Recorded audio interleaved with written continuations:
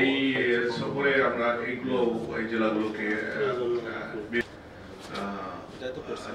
মহোদয় বক্তব্যে বলে গেছেন যে আমাদের স্থিতি আমরা সব কিছুই মোটামুটি কম বেশি জানি।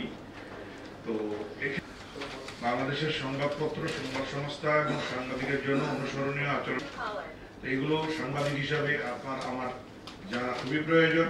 আমারও জানা দরকার, আর আপনাদের তো জানতে হবে।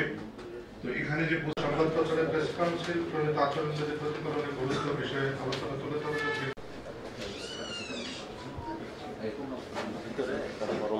সময়ের পরিপ্রেক্ষিতে যে সোশ্যাল মিডিয়ায় অবাধ তথ্য স্কুল লেভেল থেকে বলতেন, কলেজ লেভেল থেকে বলতেন মিনিমাম একটা বাংলা একটা ইংরেজি পত্রিকা পড়ে খবর আমরা আগে রেগুলার বিবিসি শুনতাম, ভয়েস অফ আমেরিকা শুনতাম।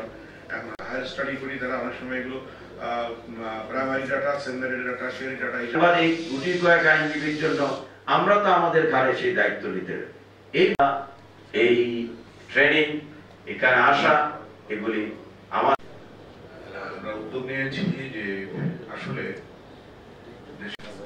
মত বিনিময় হওয়া উচিত।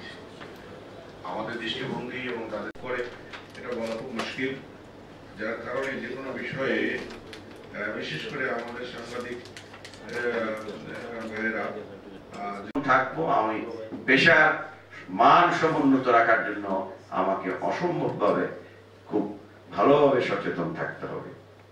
যেটা বলছিলাম, সাংবাদিক ভাইদের মূল কাজ হচ্ছে স্বাধীন ও নিরপেক্ষভাবে বস্তুনিষ্ঠ সংবাদ পরিবেশনা বা প্রকাশ করা।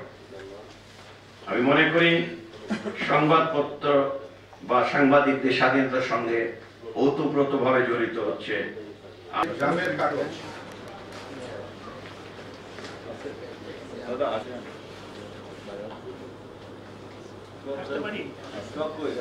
যারা প্রতিনিধি বাগেরহাট গ্লোবাল টিভি, দৈনিক আমার সময়,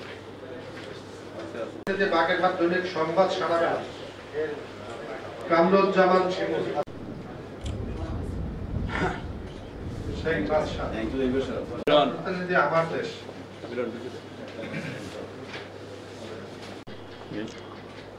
রাজনটা শেষ হোক।